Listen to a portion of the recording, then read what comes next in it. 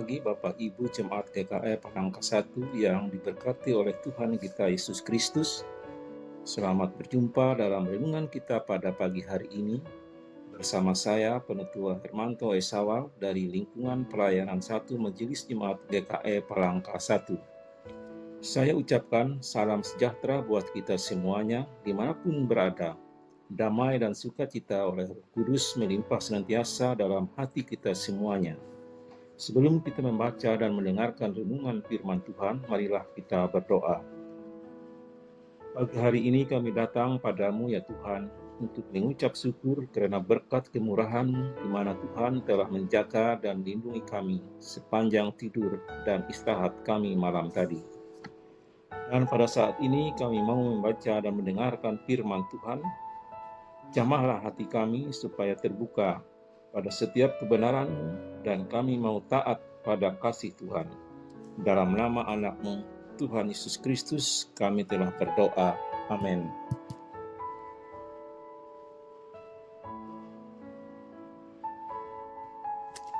Bapak, Ibu, Saudara-saudari yang dikasihi oleh Tuhan kita Yesus Kristus, ayat renungan kita pada pagi hari ini terdapat dalam kitab Perjanjian Lama, yaitu Keluaran pasal 19 ayat 10 sampai dengan ayat yang ke-15 dengan perikop Tuhan menampakkan diri di Gunung Sinai. Berfirmanlah Tuhan kepada Musa, "Pergilah kepada bangsa itu, suruhlah mereka menguduskan diri pada hari ini dan besok, dan mereka harus mencuci pakaiannya. Menjelang hari ketiga, mereka harus bersiap, sebab pada hari ketiga Tuhan akan turun di depan mata seluruh bangsa itu di Gunung Sinai.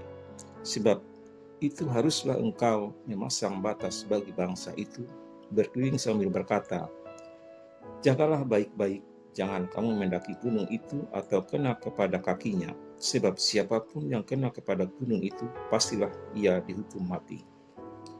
Tangan seorang pun tidak boleh merabanya, sebab pastilah ia dilempari dengan batu atau dipanahi sampai mati. Baik binatang, baik manusia, ia tidak akan dibiarkan hidup, hanya apabila sangkakala berbunyi panjang, barulah mereka boleh mendaki gunung itu.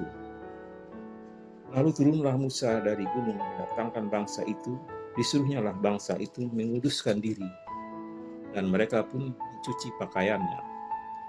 Maka kata Musa kepada bangsa itu, bersiaplah menjelang hari yang ketiga, dan janganlah kamu bersetubuh dengan perempuan.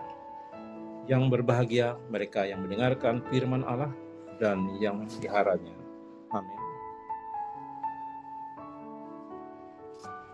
Bapak, Ibu, Saudara-saudari yang dikasihi oleh Tuhan kita Yesus Kristus, renungan kita pada pagi hari ini ditulis oleh Pendeta Priska Imelda STH. Diberi judul, Tuhan menampakkan diri di Gunung Sinai. Berbunyi demikian. Dari Rafidim, orang Israel berangkat menuju gunung Tuhan, yakni Gunung Horeb. Pada bulan ketiga setelah keluar dari Mesir, orang Israel tiba di sana. Allah menyuruh Musa mengingatkan kepada orang Israel semua kebajikan Allah terhadap mereka. Tuhan memberi perintah kepada Musa supaya rakyat Israel menyucikan diri menjelang hari yang ketiga, di mana hari itulah waktu Tuhan akan menyatakan diri kepada Israel. Gunung itu harus dipagari di sebelah kaki, agar supaya jangan ada manusia atau binatang mendaki gunung itu. Siapa yang berani batas pagar itu akan mati terbunuh, dilempari dengan batu atau panah. Kecuali jika nafiri berbunyi panjang, mereka baru boleh mendaki gunung itu. Orang-orang itu pun hanya para tua-tua diperbolehkan mendaki gunung. Musa meminta kepada bangsa Israel untuk menguduskan diri mereka serta mencuci pakaiannya, kemudian agar segera bersiap diri menjelang hari yang ketiga untuk tidak bersetubuh dengan perempuan.